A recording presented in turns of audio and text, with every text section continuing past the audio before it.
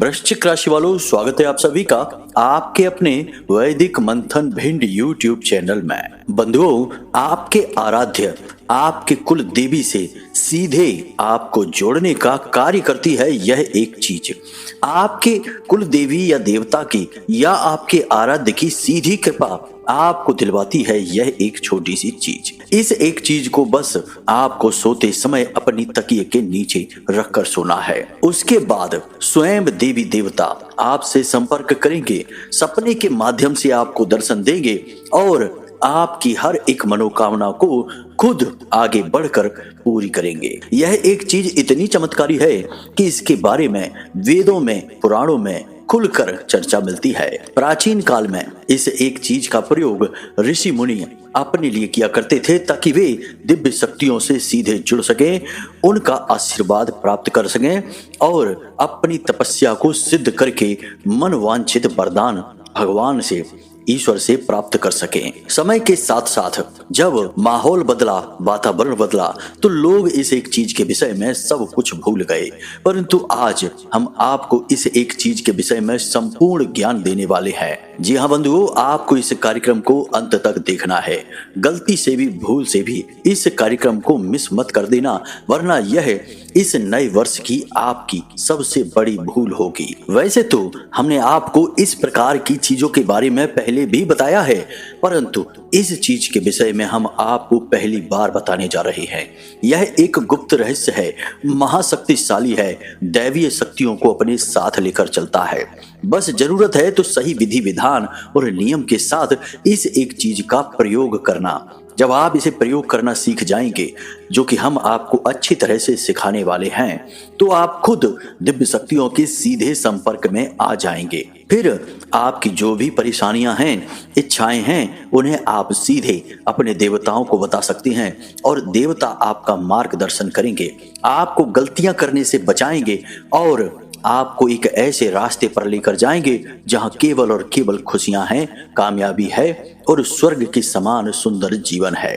ना केवल यह जीवन, बल्कि मृत्यु के बाद भी देवता आपका साथ नहीं छोड़ेंगे, क्योंकि इंसान इस संसार को छोड़कर जा सकता है, भौतिक दुनिया को और देह को त्याग सकता है, परंतु साधनाएं, पूजा पाठ और भक्ति जन्म जन्मांतर तक उसके साथ ही रहती है। तो यह एक चीज बहुत शक्तिशाली है। इसके विषय में आपको जानना बेहद आवश्यक है, क्योंकि आपने अपने जीवन में बहुत कष्ट देखे हैं। पिछला पूरा साल आपका संघर्ष में बीता है।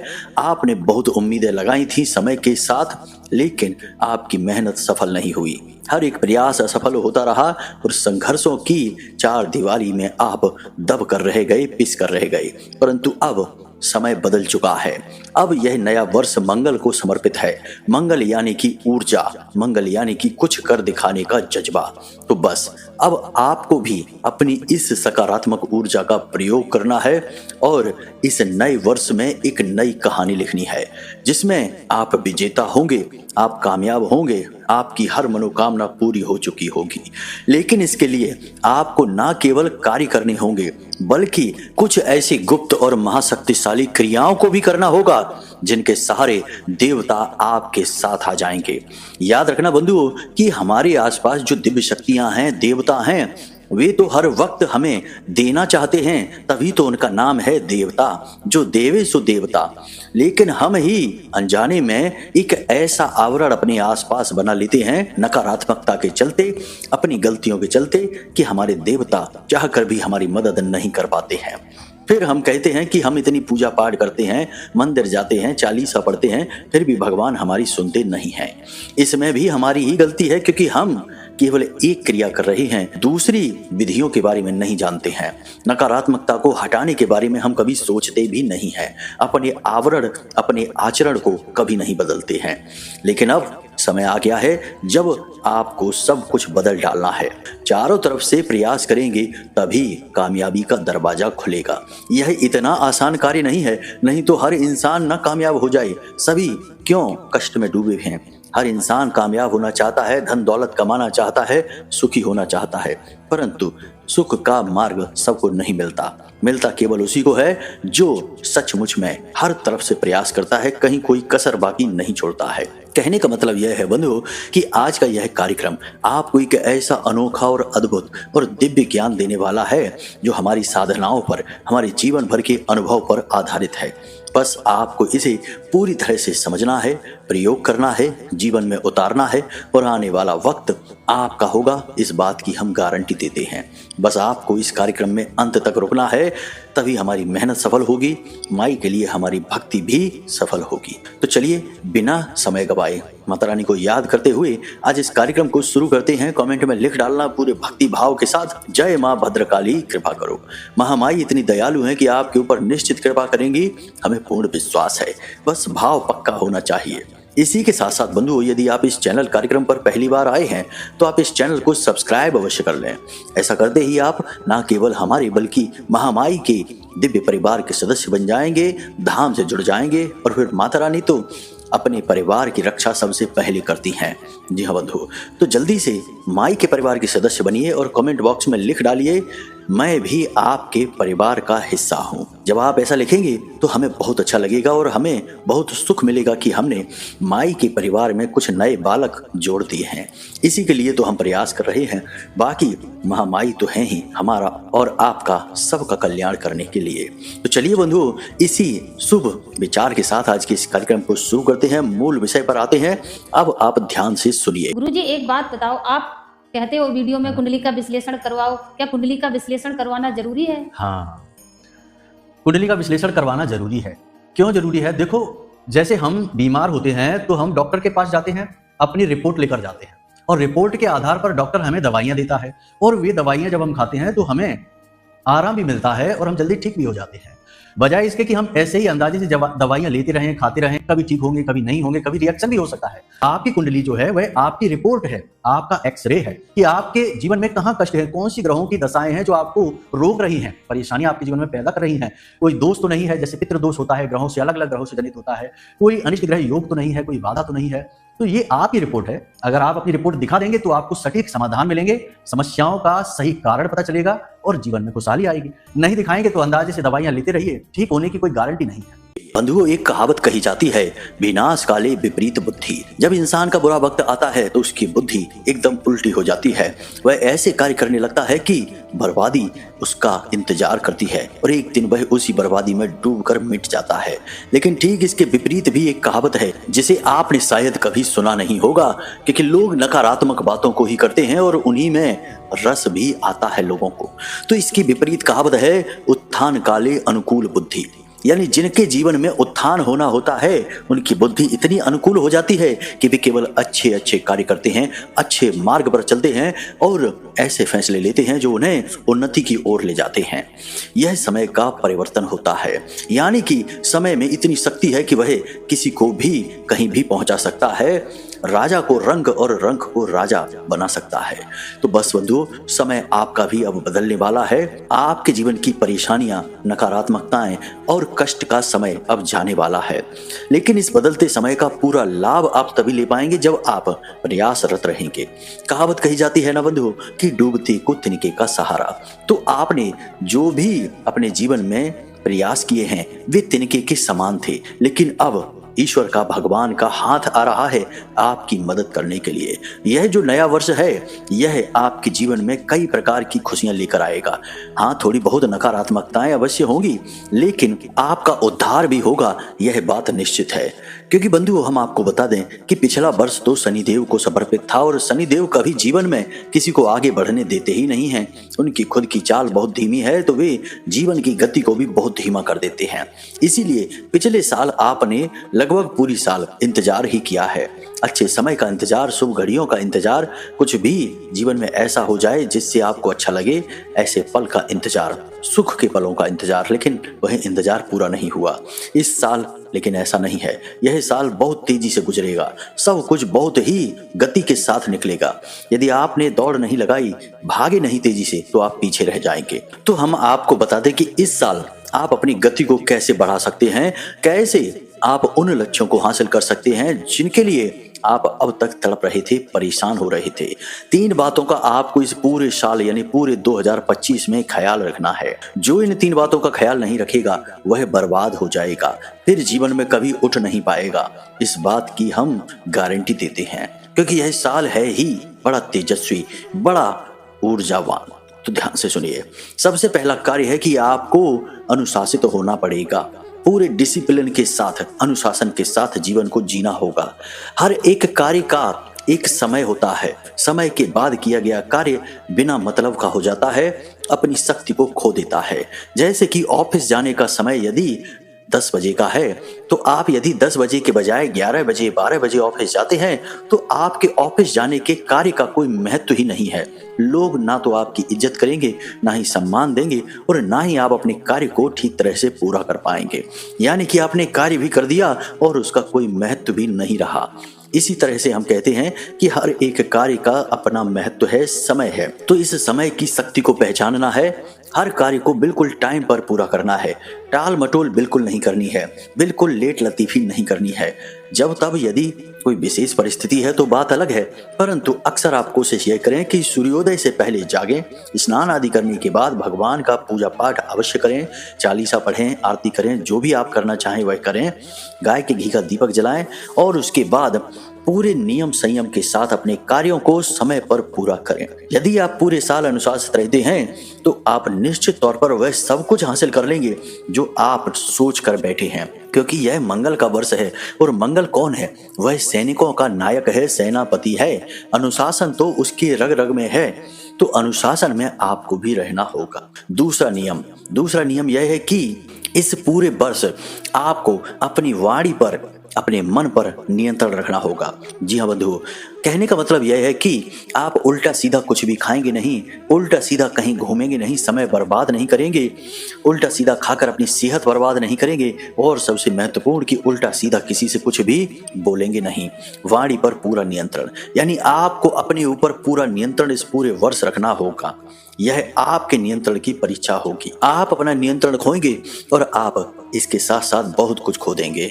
आपकी सेहत भी जाएगी और मान सम्मान तो जाएगा ही जाएगा। बंधुओं, आप यदि किसी से अनाप शनाप बातें करेंगे, समय खराब करेंगे, व्यक्ति की बहसबाजी में पड़ेंगे, तो आपका कीमती समय तो जाएगा ही जाएगा, उल्टा आपके काम पर भी इसका बहुत प्रभाव पड़ेगा। आप बेहद भावुक इंसान हैं।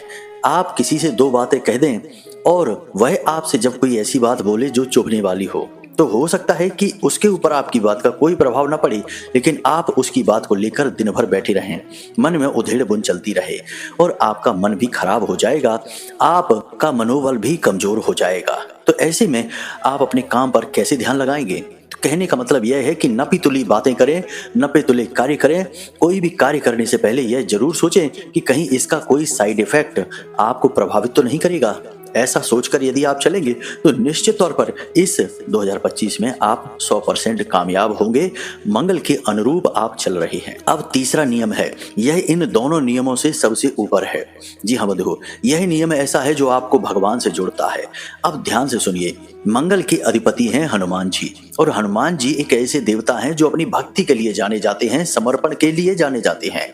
तो आपको भी यही स्वभाव अपनाना होगा। हमने अपने बहुत सारे कार्यक्रमों में अब तक लोगों को इस वर्ष का श्रेष्ठतम उपाय हनुमान चालीसा बताया है। इसीलिए तो बताया है क्योंकि हनुमान चालीसा में इतनी शक्ति है जो आपके अंदर भक्ति की आग को जला सकता है। बस भाव के साथ आपको बोलना है।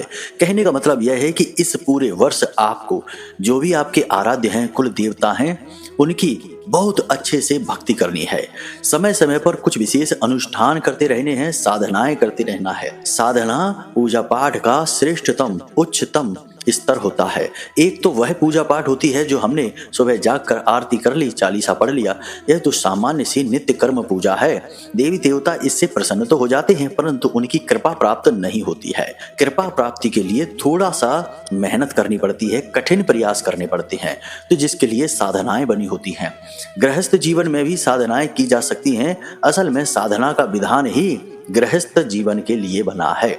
तो आपको क्या करना है, जो भी आपके आराध्य हैं, चाहे माँ दुर्गा हो या फिर माँ बगलामुखी भद्रकाली हो या हनुमान जी, भगवान श्री कृष्ण हो, जो भी हो, उनके लिए जो विशेष पूजा पाठ के अनुष्ठान होते हैं, उनके साथ साथ कुछ विशेष साधनाएं भी होती हैं। किसी की 31 दिन की, किसी की 41 दिन की, किसी की केवल 11 दिन की। जैसे हनुमान जी का 100 चालीसा पाठ का एक अनुष्ठान होता है।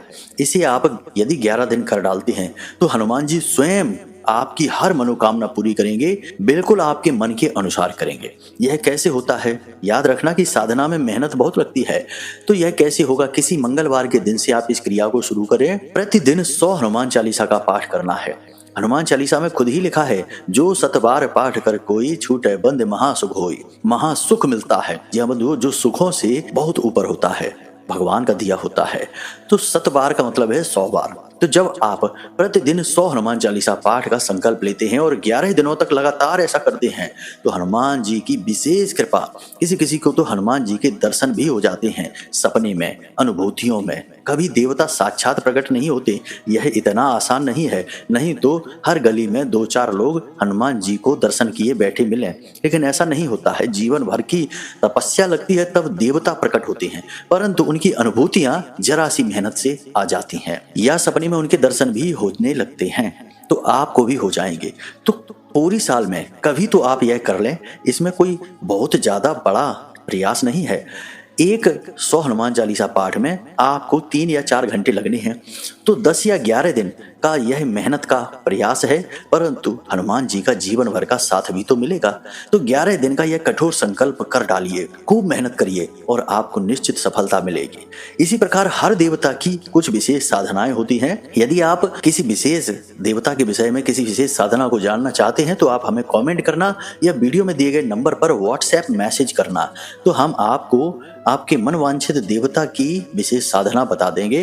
कैसे करनी है, किस प्रकार करनी है, आप उसे करना शुरू करना। विशेष नियम और दिन के आधार पर साधनाएं होती हैं, यूं ही कभी भी नहीं कर ली जाती हैं। तो सारी चीजें आपको हम बता देंगे। आगे आने वाले कार्यक्रमों में भी हम साधनाओं के विषय में चर्चा अवश्य करेंगे। बंधुओं, सामान्य जानकारी तो सभी देते हैं, लेकिन जानकारी वह जो जीवन में सचमुच में क्रांतिकारी बदलाव लेकर आए, वही श्रेष्ठतम होती है और जो जीवन भर साथ भी दे। जी हाँ बंधुओं, तो हम केवल उपाय नहीं बताते, बल्कि आपको जीवन भर चलने वाली क्रियाएं बताते हैं, जीवन भर लाभ देने वाले उपाय बताते हैं। यह छोटी मोटी बातें नहीं है, जीवन का अनुभव है हमारा। तो बंधुओं, यहाँ तक आपको समझ में आ गया कि इस पूरे वर्ष को आप कैसे मंगलमय बनाएंगे, अपने मन के अनुकूल बनाएंगे, अपनी मनोकामनाएं पूरी करवाएंगे। अब हम आपको बताते हैं मूल विषय को, यानी कि उस एक चीज के विषय में जिसे आपको प्रतिदिन अपनी तकिए के नीचे रखकर सोना है। सोते समय जब आप किसी भी चीज के संपर्क में रहते हैं तो उस चीज की ऊर्जा आपको प्रभावित करती है। याद रखना कि चीजों में अपनी विशेष ऊर्जाएं होती हैं। यहाँ तक कि हमारे कपड़े लत्ते, हमारे जूते चप्पल, हर एक चीज जो हमारे आसपास है उसकी एक अपनी विशेष ऊर्जा है। आप जब अलग अलग रंगों के कपड़े पहनते हैं तो आपके मन के भाव भी बदलते रहते हैं। सफेद कुर्ता पजामा पहनेंगे तो कुछ और भाव है, काला कुर्ता पायजामा पहनेंगे तो कुछ अलग भाव है, पीले रंग के कपड़े पहनेंगे तो कुछ अलग भाव है। यानी रंगों की भी अपनी खास ऊर्जा है। इसीलिए जिस भी दैवी शक्ति के लोग संपर्क में होते हैं, साधना में होते हैं, तो वे उसी देवी शक्ति के अनुरूप रंगों के कपड़े पहनते हैं। काली की पूजा करने वाले काले रंग के या लाल रंग के कपड़े पहनते हैं, शनिदेव की पूजा करने वाले काले रंग के कपड़े पहनते हैं, या फिर भगवान श्री कृष्ण या माँ बगलामुखी की पूजा करने वाले पीले रंग के कपड़े पहनते हैं। तो यह रंगों की ऊर्जा है। यहाँ तक आपको समझ में आ गया कि चीजों की ऊर्जाएं होती हैं जो हमें प्रभावित करती हैं। जब हम सो जाते हैं तो हमारा जो सूक्ष्म शरीर है वह अनंत कोटि ब्रह्मांडों की और अलग अलग लोकों की यात्राओं पर निकल जाता है। तभी तो हमें सपने में विचित्र चीजें दिखाई देती हैं। हम सोचते हैं कि भला यह क्या चीज थी, हमने क्या सपने में देख लिया। ऐसा तो हमने कभी वास्तविकता में देखा नहीं, सोचा नहीं, कभी इसके विषय में चर्चा भी नहीं हुई, लेकिन यह हमें सपने में कैसे दिख गया। तो यह हमारा सूक्ष्म शरीर होता है। अब यह सूक्ष्म शरीर बाधाओं से परे होता है, भौतिकता से परे होता है। यह किसी भी लोक में जा सकता है। पितृलोक में जाएगा तो आपके मरे हुए पितृ पूर्वज आपको दिखाई देंगे। देवलोक में जाएगा तो आपको देवी देवताओं के दर्शन हो जाएंगे। नरक लोक में जाएगा, राक्षसों के पास जाएगा तो आपको भूत प्रेतों के दर्शन होंगे। जी हाँ बंधु, कहीं भी जा सकता है। तो अब आपको इसी शक्ति का प्रयोग करना है। हम आपको एक ऐसी चीज के बारे में बताने जा रहे हैं जिससे आपको प्रतिदिन तकिए के नीचे रखकर सोना है, और जिस भी देवी देवता से आप जुड़ना चाहते हैं उस देवी देवता को याद करना है। उन्हें याद करते हुए उनके भाव के साथ ही आपको इस चीज का प्रयोग करना है, तो वे देवता स्वयं आपसे संपर्क करेंगे। सपने के माध्यम से आपको उनके दर्शन होंगे, उनसे मार्गदर्शन भी प्राप्त होगा। जी हाँ बंधुओं, यह छोटी बात नहीं है, बहुत बड़ी बात है, और हम आपको गारंटी के साथ कहते हैं कि ऐसा होता है। बहुत सारे लोगों के साथ ऐसा हमने पहले होते हुए देखा है। लोग कहते हैं कि गुरुजी, हमें सपने में हनुमान जी दिखाई दिए, बहुत बड़ा मंदिर था, वहां पर हमने हनुमान जी की बड़ी सी मूर्ति देखी। कोई कहता है कि हमें भोले बाबा के दर्शन हुए। अलग अलग प्रकार के लोगों के अनुभव होते हैं। तो अब आप तैयार हो जाइए अपने अनुभव के लिए। तो अब ध्यान से सुनिए बंधुओं, आपने लघु नारियल के बारे में तो सुना ही होगा। यदि नहीं सुना है तो हम आपको बता देते हैं। जिस प्रकार नारियल होता है, पूजा पाठ में प्रयोग किया जाता है अलग अलग विधियों से। नारियल को जागृत शक्ति माना जाता है, और देवी देवताओं को नारियल का प्रसाद या भोग इसीलिए लगाया जाता है क्योंकि यह सीधे सीधे देवी देवताओं से संपर्क बना सकता है। कई बार आपने देखा होगा कि जब लोग पूजा में चढ़ाने के बाद नारियल को फोड़ते हैं तो वह अंदर से बिल्कुल काला निकलता है। तो लोग कहते हैं कि देवताओं ने इस नारियल को ग्रहण कर लिया है, इसीलिए यह सूख चुका है, काला पड़ चुका है। इसी प्रकार अलग अलग प्रकार के नारियल के प्रयोग भी होते हैं। गुप्त प्रयोग होते हैं, कुछ तांत्रिक होते हैं, कुछ सात्विक होते हैं, लेकिन हम फिलहाल आपको पूर्ण सात्विक प्रयोग बता रहे हैं। आपको बिल्कुल भी घबराने की, डरने की आवश्यकता नहीं है। ध्यान से सुनिए। लघु नारियल नारियल का ही एक छोटा रूप होता है, लेकिन नारियल से कहीं ज्यादा शक्तिशाली होता है। इसे बीज नारियल भी कहते हैं और सूक्ष्म नारियल के नाम से भी जाना जाता है, लेकिन लघु नारियल आज के समय का नाम है, इसलिए आप इसे आसानी से ढूंढ पाएंगे। तो आपको बाजार से 2 लघु नारियल लेकर आने हैं। लघु नारियल की खासियत यह होती है कि इसे हमेशा जोड़ी में ही खरीदा जाता है, अकेला नहीं। तो 2 लघु नारियल आपको लेकर आने हैं। दोनों लघु नारियल को गंगा जल छिड़क कर शुद्ध कर लेना है और पवित्रता के साथ इन्हें अपने पूजा घर में रख देना है, लाल कपड़े में लपेटकर। अब यह क्रिया आपको करनी है शनिवार के दिन। किसी भी शनिवार के दिन आप इस क्रिया को करेंगे, आपके मन वांछित देवी देवताओं को भाव में रखते हुए, मन में रखते हुए। जैसे आप हनुमान जी के दर्शन करना चाहते हैं, उनसे जुड़ना चाहते हैं, उनकी भक्ति करते हैं, तो हनुमान जी के लिए मन में भाव रखें।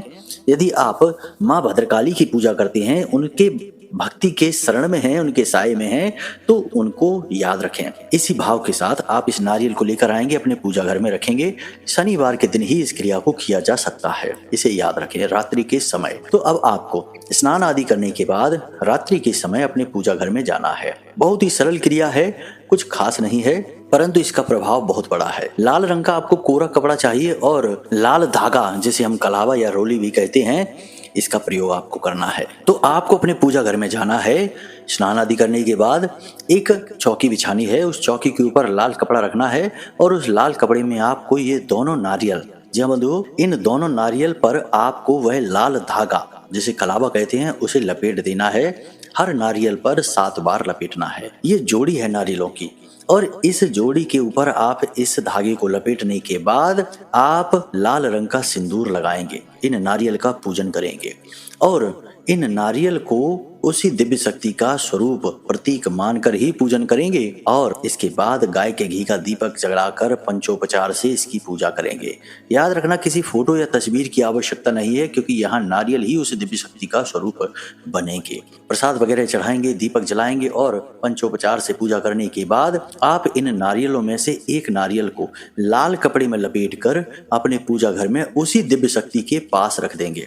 जैसे हनुमान जी की आप शरण में हैं, उनकी पूजा करते हैं, तो हनुमान जी के चरणों में रख देंगे और दूसरे नारियल को लाल कपड़े में लपेटकर अपने साथ अपनी जेब में रख लेंगे। अब आपको करना यह है कि जब आप सोने जाएं तो अपने बिस्तर में, अपनी तकिए के नीचे इस नारियल को रखें। याद रखें कि बिस्तर पर आप अकेले ही सोने चाहिए और कमरे में भी कोई और नहीं होना चाहिए। जब आप सोने जाएं तो तकिए के नीचे इस नारियल को रख लें चुपचाप, किसी को इसके बारे में बताएं नहीं। यह चुपचाप की जाने वाली क्रिया है। रात को सोते समय अपनी छाती पर दोनों हाथ रखें और मन में इसी भाव को रखें कि आपके जो भी आराध्य हैं, देवता हैं, आपको उनकी मदद की आवश्यकता है, वे आपको सपने में दर्शन दें। आपसे जुड़ें। इस प्रकार का निवेदन आप करते हुए सो जाएं। निश्चित तौर पर सपने में आपको देवी देवता के दर्शन होंगे। गारंटी के साथ हम कहते हैं यह बहुत ही सिद्ध प्रयोग है, लेकिन बहुत ही गुप्त है। इसके बारे में लोग जानते नहीं हैं। जो जानते हैं वे इसका प्रयोग कर लेते हैं। सुबह के समय जब आप सोकर जागें तो नारियल को वहीं रखा छोड़ें। स्नान आदि करने के बाद पवित्रता के साथ उस नारियल को वहां से उठाएं और अपने पूजा घर में उसी देवता के चरणों के नीचे रख दें। यदि आपको देवता का आभास होता है, स्वप्न दिखता है, तो उसे धन्यवाद अवश्य दें। यदि नहीं होता है तो उससे सुबह निवेदन करें कि हे प्रभु, हे महामाई, हे देवता, हम आपकी शरण में हैं। आप हमें दर्शन देकर हमारा उद्धार करिए। हमें आपकी बहुत आवश्यकता है। इस प्रकार निवेदन करिए। फिर रात्रि के समय इस क्रिया को फिर से दोहराइए, यानी कि गाय के घी का दीपक जलाइए, देवता से निवेदन करिए और उसके बाद उन दोनों में से एक कोई भी नारियल उठा लीजिए। कोई ऐसा फिक्स नहीं है कि यही नारियल उठाना है। कोई भी एक नारियल उठाइए और उसे अपने तकिए के नीचे रखकर सो जाइए। याद रखना कि ये लघु नारियल हैं, छोटे आकार के होते हैं, ज़्यादा बड़े नहीं होते हैं, इसलिए इन्हें तकिए के नीचे रखना आसान है। बस इस प्रयोग के विषय में किसी को बताना नहीं है। 7 दिन के अंदर अंदर देवता की शुद्ध अनुभूति आपको होगी, श्रेष्ठ मार्गदर्शन प्राप्त होगा और आपका जीवन बिल्कुल बदल जाएगा। आप स्वयं भी पूर्ण रूप से बदल जाएंगे। इस बात की हम गारंटी देते हैं। पूरे भरोसे के साथ, आस्तिकता के साथ, धार्मिकता के साथ इस प्रयोग को करिए और आश्चर्यजनक परिणाम है इस प्रयोग के। आपको भी खुद बहुत आश्चर्य होगा कि यह प्रयोग कितना शक्तिशाली है और कितना सरल भी है। याद रखना बंधुओं कि ज्यादातर जो शक्तिशाली विधियां हैं वो सरल ही होती हैं। ज्यादा दिखावेबाजी, ढोंग और ड्रामेबाजी की आवश्यकता नहीं होती। दिव्य शक्तियों से जुड़ने के लिए सरल स्वभाव से ही देवता प्रभावित होते हैं। तुलसी बाबा ने श्री रामचरितमानस में क्या लिख दिया? निर्मल मन जन सो मोहि पावा, मोहि छल छिद्र कपट नहीं भावा। तो यही तो देवता कहते हैं। तो सरलता के पीछे न जाइए। बड़ा ही शक्तिशाली यह प्रयोग है, इसे करिए। फिर इसके परिणाम क्या हुए आप हमें कमेंट करके अवश्य बताना, या वीडियो में दिए गए नंबर पर व्हाट्सएप मैसेज करके बताना। हमें भी इंतजार रहेगा। हमने तो इस प्रयोग को हजारों बार अपनाया है और इसके सर्वोत्तम परिणाम प्राप्त किए हैं। सीधे माता रानी के दर्शन किए हैं। कोई माने या ना माने, लेकिन हम कहते हैं आपको कि हमने माई के सीधे दर्शन किए हैं, तो आपको भी होंगे। बस आपको भाव बनाना है। तो चलिए इसी के साथ साथ आज के इस कार्यक्रम को यही समाप्त करते हैं। यदि कोई प्रश्न आपके मन में उठे तो आप वीडियो में दिए गए नंबर पर फोन करके पूछ सकते हैं। कुंडली का विश्लेषण यदि कराना चाहते हैं तो नंबर पर फोन करके अपनी डिटेल दे दें और छोटी सी एक दक्षिणा के साथ जो माई के चरणों में समर्पित की जाएगी, अपनी कुंडली का श्रेष्ठतम आकलन करवा लें। तो चलिए बंधु आज के इस कार्यक्रम को यहीं समाप्त करते हैं। हमेशा हंसते रहिए, मुस्कुराते रहिए, सकारात्मक रहिए और महामाई पर अपनी आस्था और विश्वास बनाकर रखिए। आपका उद्धार होगा। प्रेम से बोलिए जय माई की, जय मां भद्रकाली। माता रानी आपका कल्याण करेंगी। धन्यवाद।